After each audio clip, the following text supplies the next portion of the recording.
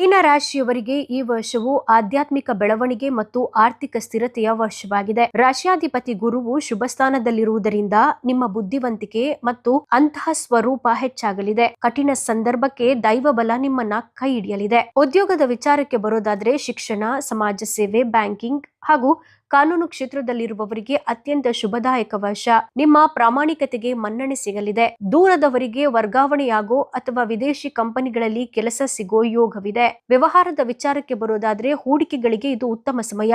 ವಿಶೇಷವಾಗಿ ಕಲಾತ್ಮಕ ವಸ್ತುಗಳು, ಸೌಂದರ್ಯವರ್ಧಕಗಳು ಮತ್ತು ಜಲ ಸಂಬಂಧಿತ ವ್ಯವಹಾರಗಳಲ್ಲಿ ಲಾಭವಿರಲಿದೆ. ಪಾಲುದಾರಿಕೆ ವ್ಯವಹಾರಗಳಲ್ಲಿ ಪಾರದರ್ಶಕತೆಯನ್ನ ಕಾಪಾಡಿಕೊಳ್ಳಿ. ಫಿನಾನ್ಸ್ ವಿಚಾರಕ್ಕೆ ಬರೋದಾದ್ರೆ ಆರ್ಥಿಕ ಪರಿಸ್ಥಿತಿ ದೃಢವಾಗಿರಲಿದೆ. ಹಳೆಯ ಹೂಡಿಕೆಗಳಿಂದ ನಿರೀಕ್ಷಿತ ಲಾಭ ದೊರೆಯಲಿದೆ. ಧಾರ್ಮಿಕ ಕಾರ್ಯಗಳಿಗಾಗಿ ಮತ್ತು ದತ್ತಿ ಸಂಸ್ಥೆಗಳಿಗೆ ದೇಣಿಗೆ ನೀಡುವಿರಿ. ಬಂಗಾರ ಮತ್ತು ಬೆಳ್ಳಿಯ ಮೇಲೆ ಹೂಡಿಕೆ ಮಾಡಲು ಇದು ಪ್ರಸಕ್ತ ಕಾಲ.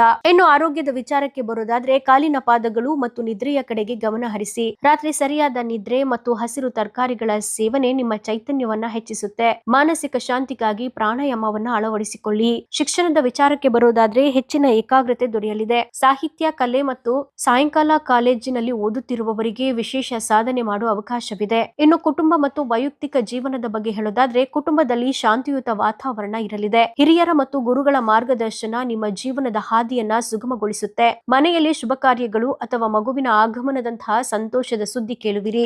ದೀರ್ಘಕಾಲದ ನಂತರ ಪವಿತ್ರ ಕ್ಷೇತ್ರಗಳಿಗೆ ಭೇಟಿ ನೀಡೋ ಅಥವಾ ತೀರ್ಥಯಾತ್ರೆ ಕೈಗೊಳ್ಳೋ ಸಾಧ್ಯತೆ ಇದೆ. ಗುರುವಾರ ಮತ್ತು ಸೋಮವಾರ ನಿಮಗೆ ಶುಭ ದಿನ. ಹಳದಿ ಮತ್ತು ಸಮುದ್ರ ನೀಲಿ ಬಣ್ಣ ನಿಮಗೆ ಅದೃಷ್ಟವನ್ನ ತಂದುಕೊಡುತ್ತದೆ. ಗುರುವಾರ ದಕ್ಷಿಣಾಮೂರ್ತಿಯ ಆರಾಧನೆ ಅಥವಾ ಸಾಯಿಬಾಬಾ ದೇವಸ್ಥಾನಕ್ಕೆ ಭೇಟಿ ನೀಡುವುದು ಶುಭ ತರುತ್ತದೆ. ಹಳದಿ ಬಣ್ಣದ ಹೂವುಗಳಿಂದ ದೇವತಾರಾಧನೆ ಮಾಡುವುದು ಮಂಗಳಕರ.